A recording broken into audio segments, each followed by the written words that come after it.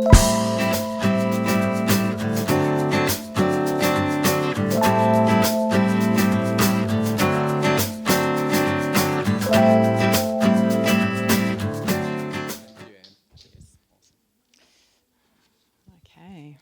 Tēnā koutou katoa ko Anne Takuingua. Thank you very much to Polly and Brothers in Arms and everyone who's helped organize this awesome event. It's really, really nicely run, I have to say. I'm really impressed with the aroha in the room, so well done. So in thinking about how we at Conscious Kids make a difference, making a positive difference for kids, thinking, okay, we're not, I wouldn't say we were in the mentoring space, so I thought, oh, okay, you know, what is it that we do? What do we do to make a difference for kids at Conscious Kids?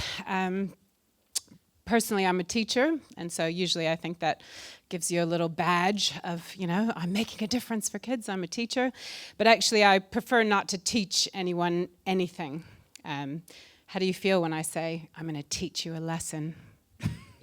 It's hard to say it in a non-sinister kind of way. I'm going to teach you a lesson. Doesn't really matter how you say it. It's still kind of threatening.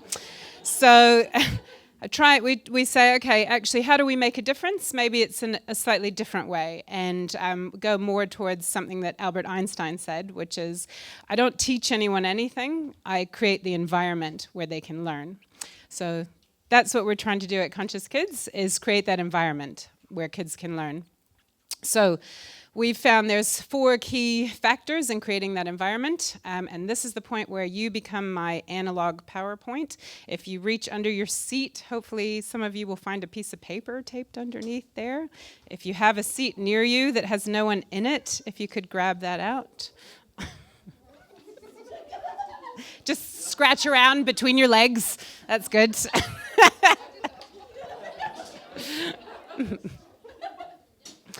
Okay, there's one. Ella, behind you. Thank you. Okay, so the first condition that we want to see, if we want to see making a difference, meaningful learning for kids, if you've got number 1, has anyone found number 1? Awesome. Okay, here's my PowerPoint. Here we go. How's that power? Powerful, pointing. Okay, so play is the first condition of meaningful experiences for kids, and that's the type of play that we see kids doing just naturally, young kids. They're self-directing. No one's telling them to do it. They're choosing what to do, and it's not about the product necessarily. It's about the process. It's just about what they're doing. And the second condition that we see that we're trying to create, who's got number 2? Anyone have number 2? If you open up your pieces of paper, you might have a number 2 on there. No. Okay. All right, that's all right. It'll be out there somewhere. Number 2 is a stimulating environment. Okay, so that environment for Conscious Kids, that environment looks like nature. Outdoors, okay? It's the richest environment that we have, the most stimulating, the most complex, the most there is to learn from that environment is outdoors, okay? We try to create these classrooms to replicate that incredible, rich learning environment of outdoors. We can't do it. It's being outside with kids there, that's where they have that opportunity to really learn from all the richness out there and complexity. And the other way we do it is by rummaging up a bunch of junk that would otherwise go to landfill. So we say, okay, if we can't take you out to the bush, we're going to bring you a bunch of junk that would otherwise have been in your, you know when we used to have inorganic out in front of your house and my kids would always go rummaging through. So we're recreating that experience now and letting the kids deconstruct, construct new things, build whatever they want to build with all this junk and kind of the waste minimization space. Number 3, third condition. Who's got number 3? Great, can you read it? Time and space, okay? Some of the other speakers have talked about that, just time. Giving kids time and feeling like you have some time. That's what we do at Conscious Kids, is give them a full day or as much time as the school will allow us to just be and just play and not be directed and have that space, time and space to play. And number 4, the fourth one. The mysterious MKO. Okay, this is the big idea for Conscious Kids. MKO stands for more knowledgeable other. So this is the fourth thing that we think you need in the conditions to really engage and make a difference, is someone who knows that little bit more than you, to get you from what you don't know to the next space where you know something new. You do need that more knowledgeable other.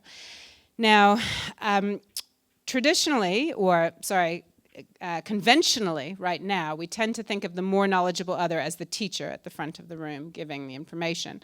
But actually, through most of human history, anthropologists tell us that the more knowledgeable other was other children. Children hang out with other kids. They hang out in packs.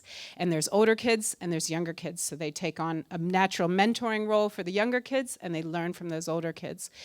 And that type of learning, we've moved away from that. We don't see kids having that type of play anymore, where they're out with the neighborhood kids and their siblings playing all day until it's time to come home for dinner, or when it gets dark. And that's the type of play and the type of environment that we see really valuable for kids in their learning. So we're trying to work to create that sort of environment for them by having mixed stages of kids come together, outdoors, and with interesting things, interesting equipment, interesting junk things to play with.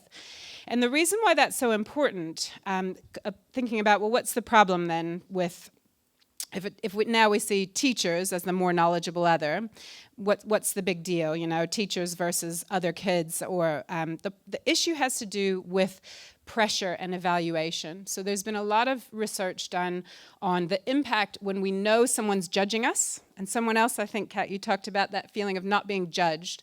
So when we know we're being judged, it impacts our ability to perform, to do whatever it is that we need to do in not always a negative way. Sometimes that pressure, external pressure, can spur us on when we've got like a good base of knowledge and we want to push ourselves.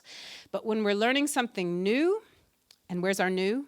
New, there we go. When we're learning something new, and the other one, somebody have a number 6, or, yep, and what's that one say? When we want to be creative. Okay, when we're learning something new, and when we're trying to be creative and think outside the box, that kind of external pressure decreases our ability to do that. And the problem here, the disconnect, is with teachers, someone who is meant to assess you and to measure.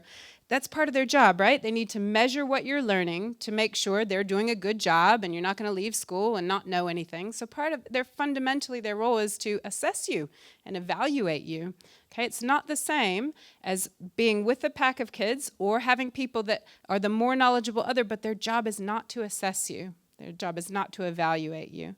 Okay, so this is what we've found at Conscious Kids that creates those environments, and it sounds like you guys are doing that through your mentoring as well, so that's really fantastic, and I think we can learn a lot from each other, so thank you very much for having us.